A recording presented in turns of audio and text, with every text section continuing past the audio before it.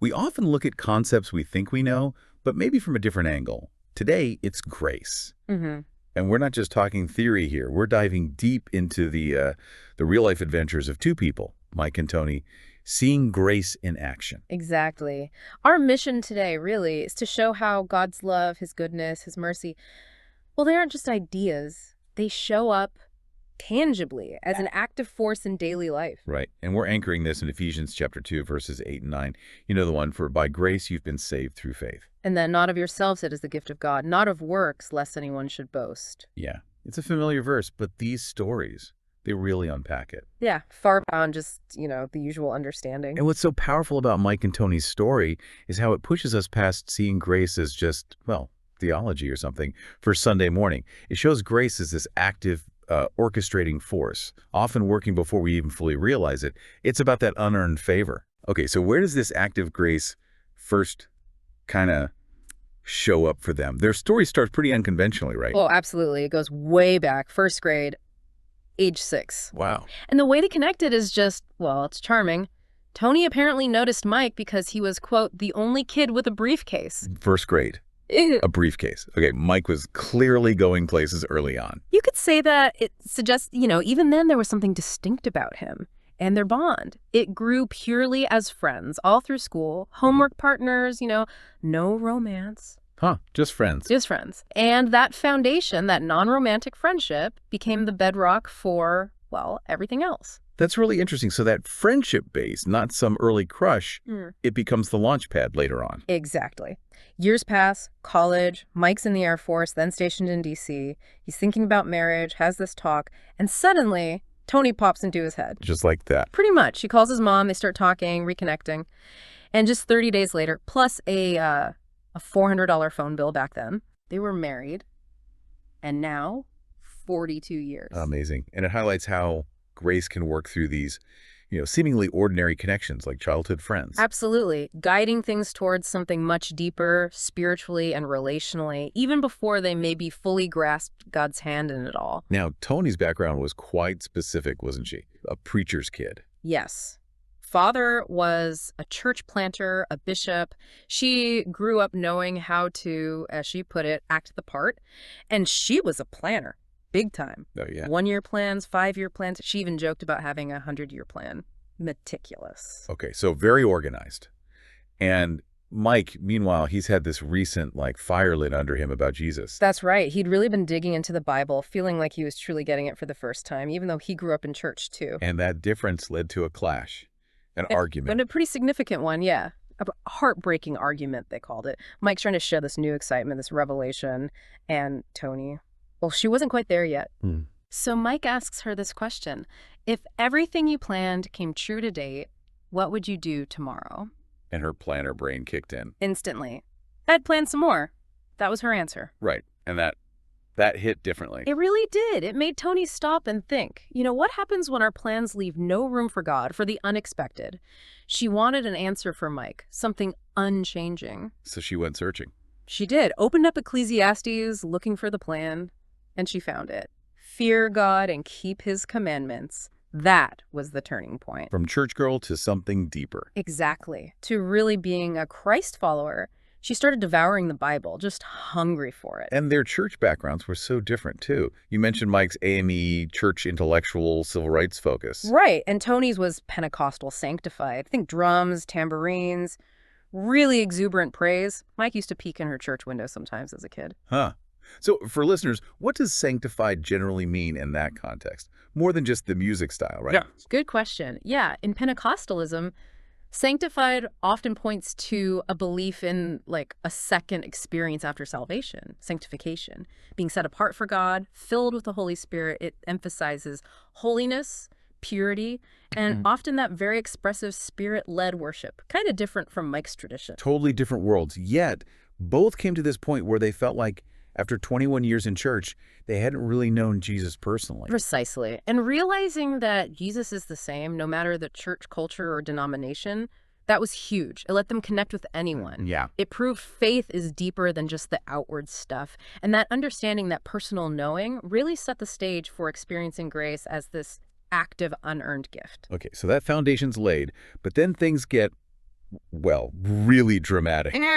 Let's talk about Toni's car accident. It starts with a warning. It really does. She's at church, and this preacher feels this foreboding, dangerous sense about her. So much so, he calls her up for prayer 3 times. 3 times, specifically for protection. Specifically for protection. Talk about divine foresight. Wow. And then the very next morning. The very next morning, driving to work, 6-lane highway, she sees a semi, checks her blind spot, thinks she's clear. But she wasn't. No. Another car was right there, hit her, pushed her into the semi-truck. Then across traffic, she said she saw her whole life in 60 seconds. Oh, my goodness. The car was crushed, especially her left side. She was pinned. First responders, they honestly didn't think anyone could have survived that. Just horrific. And right away, you see Grace is protective, right? Even before the full extent is known. Absolutely. It's operating beyond what we can see or prepare for. And the miracles, as they call them, just kept coming, even in the chaos afterwards. They did. So the ambulance takes her, thinking she's underage, leaves her in a hallway at the hospital pending parents. Meanwhile, this total stranger who saw the crash, he follows the ambulance, just out of kindness. Waits at the hospital. Waits there. Toni's parents arrive. The hospital says, nope, don't have her. But the stranger steps up. Ma'am, she's here. I saw them bring her in. Unbelievable. Yeah. Grace using a complete stranger. Right. Orchestrating guidance in the middle of trauma. And then another layer, a nurse who just happens to be a friend of Toni's cousin, literally bumps into her in that hallway, finds her. Wow, just happens to be there. Exactly. But medically, things looked really bad. Yeah, the doctors. They were talking amputation for her left leg, seriously considering it, and they told her, likely no children. Or if she did manage it, it would have to be a C-section. Which she deeply feared, right? Because of her mom's experience. Deeply feared it. And this is where Grace just defies the physical. One night, she's in agony. Pain meds aren't touching it. She just cries out to God for help. And what happened? This is extraordinary. She describes a whole roll of nurses, all in white, suddenly appearing. They put pillows exactly where she hurt. She had the best sleep since the accident. Nurses she didn't recognize. Totally unfamiliar. They were there whenever she woke up that night. And then come dawn, gone, vanished. And her regular nurse said no one else had been in the room. Toni knew it was angels, dressed like nurses. Wow.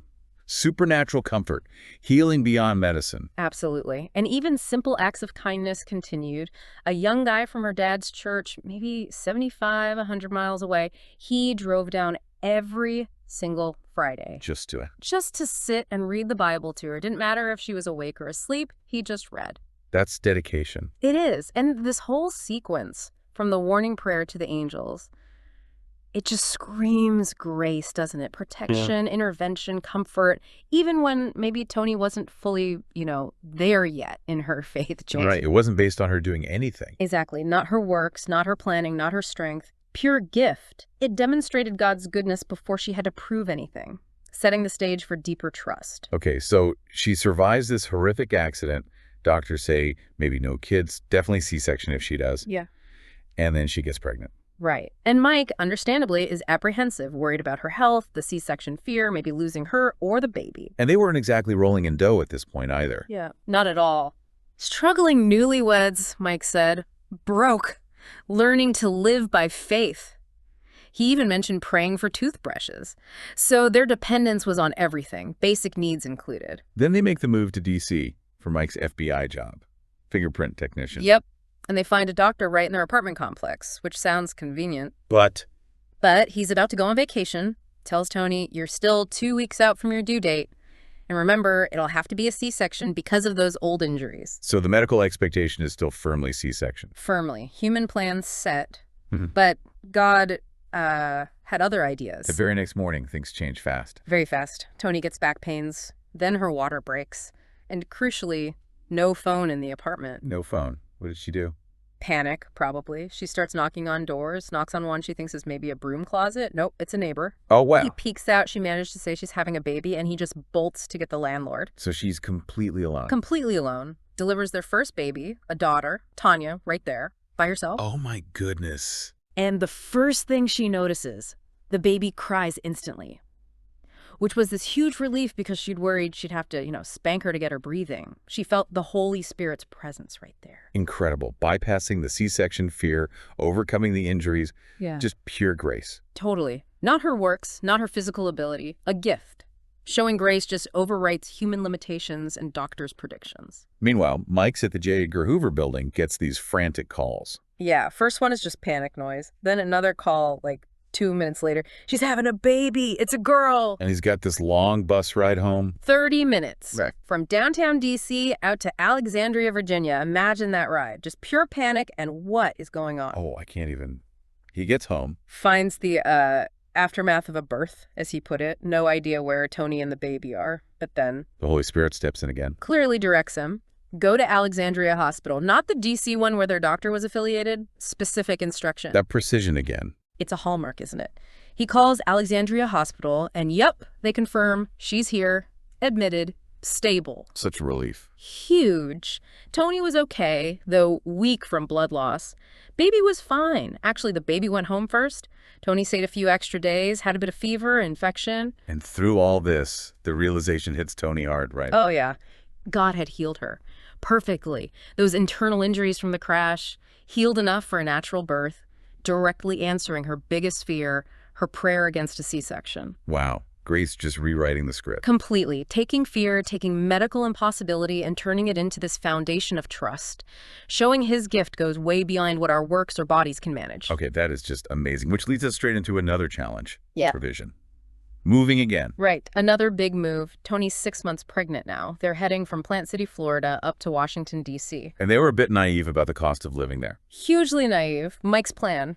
Borrow from the FBI credit union once he started. Simple enough, right? Sounds logical. But there's a 90-day waiting period before new employees can get loans. Oh, no. So plan B. Well, there wasn't really a plan B. Their human plan just hit a wall again. They needed an apartment like now. And furnished. Which is a tall order anywhere, especially D.C. Right. Credit checks, deposits. Exactly. Security deposits, first and last month's rent, usually a 5-day wait, even if you qualify. They barely had enough for maybe 1 month on a regular unfurnished place. A furnished one looked impossible. Okay, so backed into a corner again. What happens? This is where faith gets really specific. They're in a hotel room, feeling desperate. They get down on their knees by the bed and pray. For an apartment. For a very specific apartment, furnished. And Toni, remembering maybe a comfortable bed from somewhere, throws in a request for a Sealy Posturepedic mattress by name. You got to admire the specifics. Great. They weren't messing around. They were putting God to the test on the details. And then Mike hears the Spirit tell him which apartment listing to pursue. Pick the too much one. One that looked too expensive. The one that seemed completely out of reach financially. Okay, talk about walking by faith. What happened at the apartment? Mike goes there, meets the manager, explains he's just starting with the FBI. And the manager just waives everything. Waives what? The security deposit? Waived. The standard 5-day waiting period? Waived. Because he worked for the FBI. All they needed was first and last month's rent. Seriously? Just like that? Just like that. Move in today if you have the rent. But they still didn't have that much money, right? First and last. Correct. That was still the hurdle. So Mike's praying again. Yeah. And he feels this nudge, this impression. Ask a specific friend for the money. A friend he hadn't seen in a while. Yeah. Hadn't seen him in about a year. And Mike said he never asked friends for money, especially not a significant amount like that. It felt wrong to him. But he obeyed the nudge. He did. Called the friend. And the friend's response. Just pure delight. I'd be delighted to help. No hesitation. Provided the funds. Wow. Divine intervention on the finances, too. Absolutely. And it taught them, that grace isn't just for the big spiritual stuff for surviving accidents. It's for the practical, the immediate. Rent money, a place to live. God cares about the details. So they got the money? Got the money, went back, paid the rent, and moved into that perfectly furnished apartment. Oh, tell me. Complete with the Sealy Posturepedic mattress. No way. Yes, way. That very same day. From praying by the hotel bed one evening to being in their specific furnished apartment with a doctor downstairs by 4 p.m. the next day, Mike said they were just pinching themselves. I bet. It just shows grace meeting those tangible needs, lifting that weight. Exactly. More than they even asked for, really. Proof again that his gift surpasses anything our works or planning could achieve. Okay, this next story, the grit story. This feels like the peak, doesn't it? The one that really became foundational for everything that followed, especially Mike's ministry. It really was. This is where they consciously chose total dependence. Mike decides to leave the FBI, pursue full-time ministry. Big leap of faith. Huge. And predictable, maybe. Their savings ran out. Then the food ran out. They had a tiny baby, maybe 3 months old, and Toni accidentally dropped and broke the very last bottle of Pedialyte for the baby. They were at absolute zero. Nothing. Nothing, except some grits. Ah, the grits. So what do? They ate grits for 3 days, sometimes with ketchup, sometimes with butter if they had it. That was it. And Mike felt they shouldn't ask for help. He felt a really strong conviction about it. Don't leave the apartment. Don't call anyone. God himself had to show up. Mike felt he couldn't preach about a God he didn't personally know was that real, that faithful. Wow. That's putting everything on the line. Deliberately choosing dependence. Totally. Making grace the only possible answer. No plan B. So 3 days of grits pass. It's Saturday night. Saturday night. Mike's wrestling with it all. Probably hungry, probably doubting. And he hears this quiet voice, what he now knows was the Holy Spirit, saying, "You'll be eating tomorrow. Tell Toni." Tell Toni. What did she say? She was half asleep. She just kind of mumbled okay and rolled back over. But Mike couldn't sleep. No way. He was up all night, grappling, thinking, if God isn't this real, then what am I doing? Okay, so Sunday comes. Yeah, Still okay. no food. Still no food. Then, around 3 p.m. on Sunday afternoon, Mike gets another message. Even more specific this time. Specific how? Chuck and Hilda will be here today at 7 p.m. These were friends they hadn't seen in a year. Wow. Okay. And the message continued. That will confirm that I have watched you, I have heard you, and I will never take my eyes off of you. Remember this for the rest of your life. Chills. Just chills. And again, the instruction. Tell Toni. the precision is staggering. No room for coincidence. None at all. This was designed to be undeniable, foundational, proof of God's timing, his awareness, his personal care. So they wait from 3 p.m. to 7 p.m. They wait. They read the Bible together. Stories of faith. Gideon, Elijah. Mike admitted he was terrified, scared God wouldn't come through, scared he was losing his mind, but he was resolved. 7 p.m. approaches. He's watching the clock, on edge, and then exactly at 7 p.m. A knock. A knock on their basement apartment door. It's Chuck and Hilda. Oh my gosh. Just showed up? Just showed up, driven down from New Jersey on a whim, they said. Decided that day to come visit. Mike was so overwhelmed he didn't even say hello, just blurted out, "Where's Chuck?" Huh. Just absolute confirmation. Absolute concrete, time-to-the-minute confirmation. God knew exactly where they were, what they needed, and when to step in. It proved his trustworthiness in a way nothing else could. Faith wasn't theory anymore. It was real, tangible, unearned provision. And that experience, surviving on grits and seeing God provide so specifically, that became the bedrock. Absolutely foundational for Mike's next 38 years in ministry, for running a Christian TV station with a massive budget with quite the contrast to grits. Talk about perspective. Right. It taught them ministry isn't just human skill or business smarts. It's fundamentally supernatural.